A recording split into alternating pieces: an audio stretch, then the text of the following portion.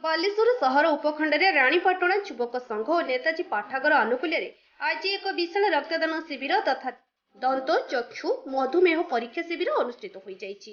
ଉକ୍ତ କାର୍ଯ୍ୟକ୍ରମରେ ଜିଲ୍ଲା ପରିଷଦ ଅଧ୍ୟକ୍ଷ ନାରାୟଣ ଚନ୍ଦ୍ର ପ୍ରଧାନ ଏବଂ ପୂର୍ବତନ ବିଧାୟକ ଜୀବନ ପ୍ରଦୀପ ଦାସ ଅତିଥି ଭାବେ ଯୋଗ ଦେଇଥିଲେ।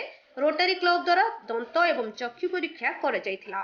ଏଥିରେ 85 ଜଣ ରକ୍ତଦାନ କରିଥିବା ବେଳେ 70 ଜଣଙ୍କ ମଧୁମେହ ପରୀକ୍ଷା, 40 ଜଣ ଚକ୍ଷୁ ପରୀକ୍ଷା ଏବଂ ଦନ୍ତ ବିଭାଗରେ 20 ଜଣ ରୋଗୀ ଦେଖାଇଥିଲେ।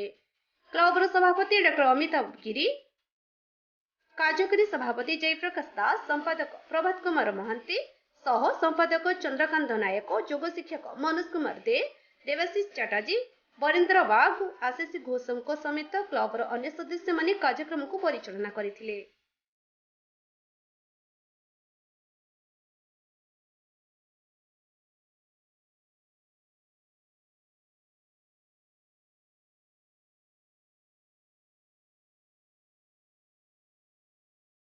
ବାଲେଶ୍ୱରରୁ ମାନସ ରଞ୍ଜନ ପାଣିଗ୍ରାହୀଙ୍କ ରିପୋର୍ଟ, ବି ନ୍ୟୁଜ୍ ଓଡ଼ିଶା।